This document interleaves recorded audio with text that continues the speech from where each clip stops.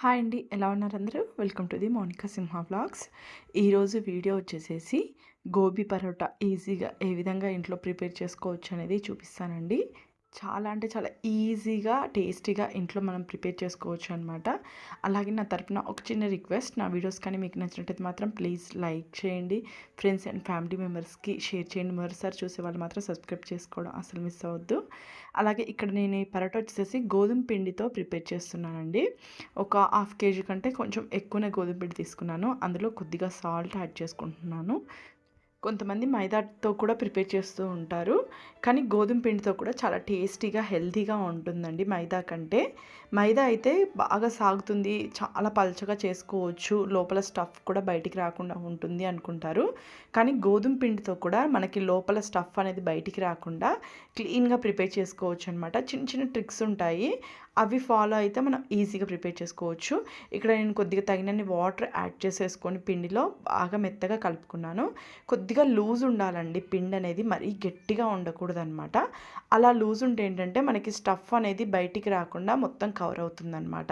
ఇక్కడ లాస్ట్లో నేను కొద్దిగా ఆయిల్ యాడ్ చేసేసుకొని పిండి అంతా ఆయిల్ అప్లై చేసేసుకొని పక్కకు పెట్టేసేసుకున్నాను. నెక్స్ట్ వచ్చేసేసి ఇక్కడ గోబీ పీసెస్ అనేది నేను కొంచెం లైట్గా హాట్ వాటర్లో వేసి తీసుకున్నానండి. ఒక 2 మినిట్స్ అలా ఉంచి క్లీన్ చేసుకున్నాను అనమాట. ఎప్పుడైనా సరే గోబీ క్లీన్ చేసేటప్పుడు కొంచెం హాట్ వాటర్ బాగా మరిగించుకొని అందులో వేసి తీసుకుంటే బాగా క్లీన్ అవుతాయి అనమాట. నేను ఇక్కడ కటర్ యూస్ చేస్తున్నానండి, లేదా మిక్సీ జార్లో కూడా యాడ్ చేసుకోవచ్చు అనమాట. మరి ఎక్కువ గ్రైండ్ చేసుకోకూడదు, మనం కచ్చపచ్చగా ఉండేలాగా చూసుకోవాలి. ఇక్కడ నేను ఒక 4-5 వెల్లుల్లి రెబ్బలు యాడ్ చేసుకున్నాను. అలాగే పచ్చిమిర్చి వచ్చేసేసి మన స్పైసీకి తగ్గట్టుగా యాడ్ చేసుకోవాల్సి ఉంటుంది. అలాగే కొద్దిగా కరివేపాకు అనేది యాడ్ చేస్తున్నాను. ఇక్కడ నేను వచ్చేసేసి అల్లం అనేది యాడ్ చేయట్లేదండి. ఒకవేళ కావాలనుకుంటే కొద్దిగా అల్లం పీస్ కూడా యాడ్ చేసుకోవచ్చు, మనకి టేస్ట్ అది నచ్చుతుంది అనుకుంటే. ఈ విధంగా కట్ చేసి తీసుకున్నాను అనమాట. మిక్సీ జార్లో అయితే ఒకసారి అట్లా ఆన్ ఆఫ్ చేసుకుంటే సరిపోతుంది, కొంచెం కచ్చపచ్చాగా. నెక్స్ట్ స్టవ్ మీద కళాయి పెట్టుకొని కొద్దిగా ఆయిల్ తీసుకున్నాను. ఆయిల్ వేడెక్కిన తర్వాత ఇందులో కొద్దిగా జీలకర్ర యాడ్ చేసుకున్నాను అనమాట. ఒక 1/2 టేబుల్ స్పూన్ అంత జీలకర్ర యాడ్ చేసుకున్నాను.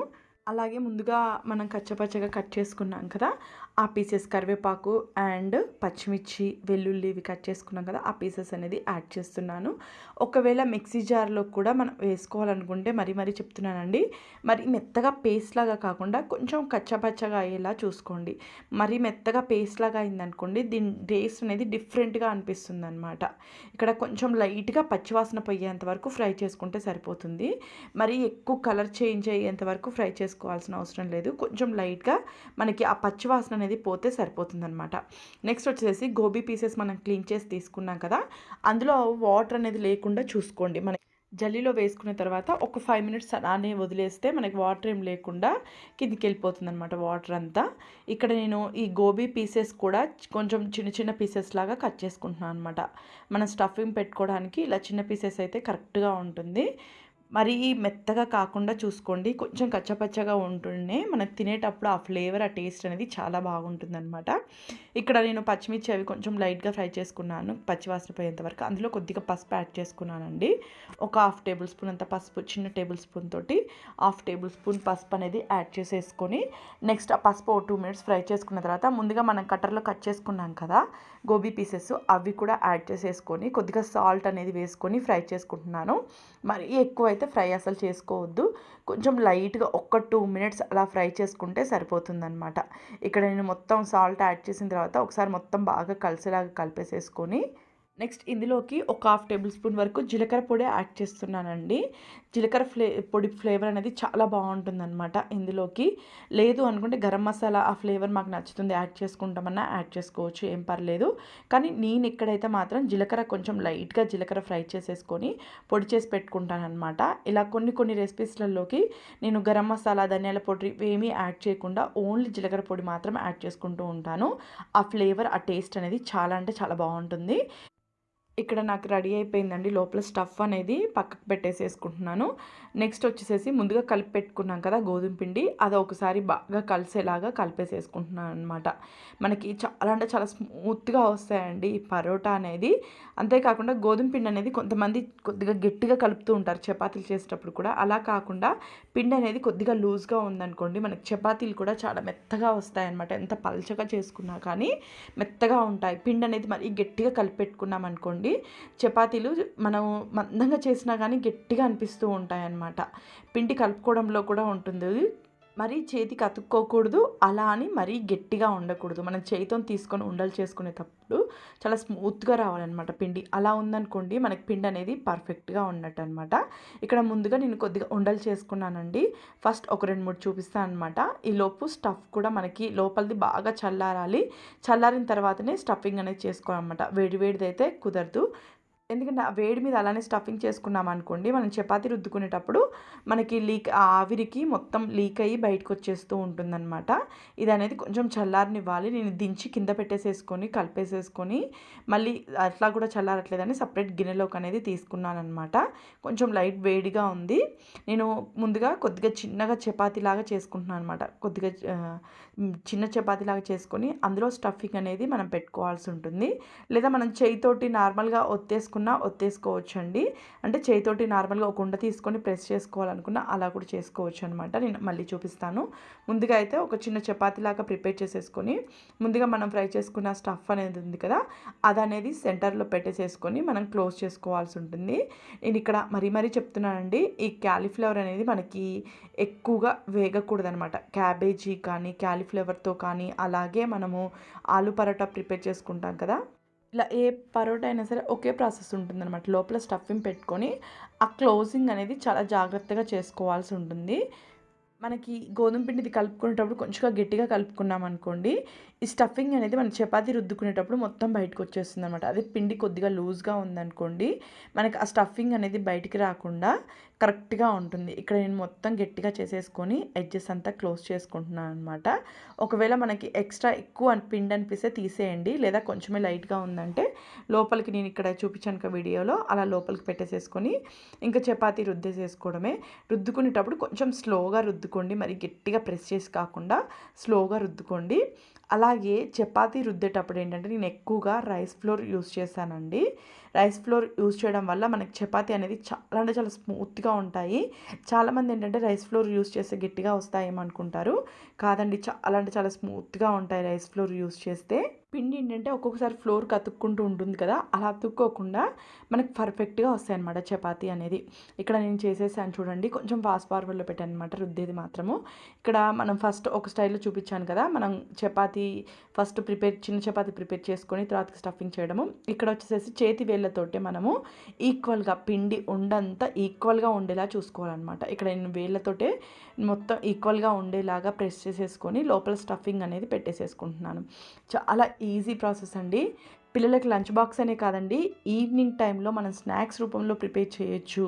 మార్నింగ్ బ్రేక్ఫాస్ట్కి కానీ, అంతేకాకుండా నైట్ టైంలో కూడా టిఫిన్ చేయాలనుకున్నప్పుడు మనకి దీనికి సైడ్ డిష్ కూడా ఏం అవసరం లేదు. ఒకవేళ మాకు ఏదైనా స్పెషల్గా కావాలి అంటే మాత్రము పెరుగు కాంబినేషన్తో చాలా బాగుంటుందండి ఈ పరోటా వచ్చేసేసి. ఇక్కడ మీకు వీడియోలో చూపిస్తున్నట్టుగా స్టఫ్ బయటికి రాకుండా మనది లెఫ్ట్ హ్యాండ్ బొటన్ వేలుతో ఆ స్టఫ్ అనేది గట్టిగా పట్టేసేసుకొని ఈ విధంగా క్లోజ్ చేసుకుంటే మనకి ఇంకా స్టఫింగ్ బయటికి వచ్చే ఛాన్స్ కూడా ఉండదండి.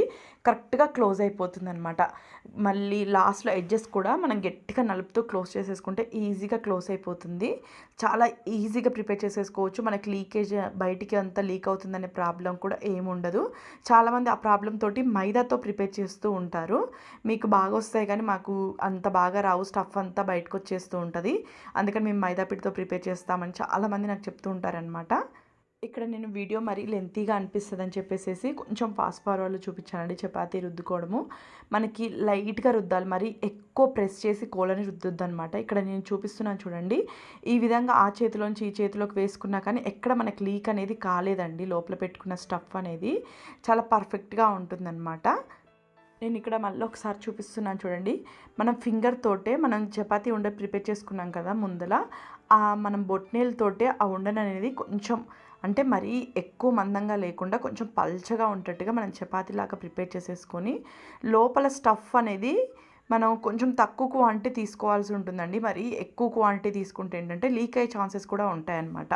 ఇక్కడ అంతేకాకుండా మనం క్లోజ్ చేసుకునేటప్పుడు కూడా మన బొటన వేలు అనేది స్టఫ్ మీద పెట్టి కొంచెం గట్టిగా ప్రెస్ చేస్తున్నట్టుగా పట్టుకొని మనం క్లోజ్ చేసుకుంటే కరెక్ట్గా ఉంటుంది. ఇక్కడ నేను కొంచెం ఫాస్ట్ ఫార్వర్డ్లో పెట్టాను. ఎవరికైనా అర్థం కాకపోతే మాత్రం స్లోగా పెట్టుకొని చూడండి. చాలా ఈజీగా ఉంటుందన్నమాట ఈ ప్రిపరేషన్ అనేది. అంతేకాకుండా నేను ఒక 2-3 చిట్కాలు చెప్తానండి ఈజీగా చేసుకునే విధంగా. పిండి అనేది మరీ గట్టిగా ఉండకూడదు, మరీ లూజ్గా ఉండకూడదు. అంతేకాకుండా మనం ఇలాంటి పరోటాలు ప్రిపేర్ చేసుకునేటప్పుడు ఏంటంటే పిండి అనేది తక్కువ ఒక 15-20 మినిట్స్ ముందరనే కలిపేసి పెట్టేసుకున్నాం అనుకోండి, మనం రుద్దుకునేటప్పుడు మనకి ఎట్లా అంటే అలా రుద్దుకునేటప్పుడు ఎలా అంటే అలా సాగుతూ వస్తుందన్నమాట మంచిగా పిండి అనేది. ఇక్కడ నేను మళ్ళీ చేసి చూపిస్తున్నాను చూడండి. ఇక్కడ మీకు ఎల్లో కలర్లో అక్కడక్కడ కనిపిస్తుంది కదా, అది లీకేజ్ కాదండి. దానిపైన పల్చడి పిండి లేయర్ అనేది కంపల్సరీ ఉందన్నమాట. లీకేజ్ అంటే మనం ఈ చేతిలో నుంచి ఆ చేతిలో నుంచి అనేటప్పుడు కింద పడుతుంది, కానీ ఇక్కడ కింద ఏం పడలేదు. నెక్స్ట్ కాల్చుకునేటప్పుడు కూడా మన స్టవ్ అనేది మీడియంలో కానీ అలాగే స్లిమ్లో అడ్జస్ట్ చేసుకుంటూ కాల్చుకోవాలి. మరి హైలో పెట్టేసేసుకుంటే మనకి పైన అంతా మాడిపోయినట్టు ఉండి టేస్ట్ అనేది డిఫరెంట్ అనిపిస్తుంది అనమాట. అందుకని మీడియంలో పెట్టేసేసుకొని స్టవ్ ఫస్ట్ పెంకు బాగా వేడెక్కిన తర్వాత ఇంకా స్టవ్ అనేది మీడియంలోకి అడ్జస్ట్ చేసేసుకొని కాల్చుకుంటే సరిపోతుంది. నెంబర్ 1 టిప్ వచ్చేసేసి మనకి పిండి అనేది మరీ గట్టిగా ఉండకూడదు. నెంబర్ 2 వచ్చేసేసి లోపల స్టఫింగ్ అనేది మరీ ఎక్కువగా పెట్టేసేసుకోకూడదండి. 1 టేబుల్ స్పూన్ 1.5 టేబుల్ స్పూన్ వరకు పెట్టుకోవచ్చు. మేము కొంచెం పెద్దగా చేసుకోవాలనుకుంటున్నామంటే 2-2.5 పెట్టుకుంటే సరిపోతుంది. కొంచెం చిన్న చపాతీలు చేసుకునే వాళ్ళు మాత్రం 1-1.5 టేబుల్ స్పూన్ వరకు పెట్టుకుంటే సరిపోతుంది అనమాట. ఇలా చాలా టైప్స్ పరోటాస్ ప్రిపేర్ చేసుకోవచ్చండి. మనం సొరకాయ పరోటా కానీ, అలాగే మెంతు కూరతోటి, పాలకూరతోటి, తోటకూరతోటి మనకు పిల్లలు డైరెక్ట్గా కర్రీస్ చేసి పెడితే కొన్ని ఆకుకూరలు తినరు కదా, వాటితో కూడా మనం ఈజీగా ఇలా పరోటాస్ అనేది ప్రిపేర్ చేసేసుకోవచ్చు అనమాట.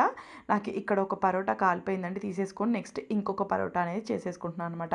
మనం పరోటాస్ అనేది ముందుగా ఒకేసారి ప్రిపేర్ చేసి పెట్టుకొని కాల్చుకునేటప్పుడు చకచకా కాల్చేసేసుకోవచ్చు, లేదా మనం కాల్చుకుంటూనే ప్రిపేర్ చేసేసుకోవచ్చు. ఒకటి మనం పిండి కలుపుకునే పద్ధతిలో కూడా ఉంటుందండి. మరి గట్టిగా అయితే అసలు కలుపుకోకూడదు. చపాతీ పిండి అనేది కొద్దిగా లూజ్ ఉండాలన్నమాట. మరి ఎక్కువ లూజ్ ఉండకూడదు. మనకి చేతికి పట్టుకుంటే అతుక్కునేంత లూజ్ అయితే ఉండకూడదు.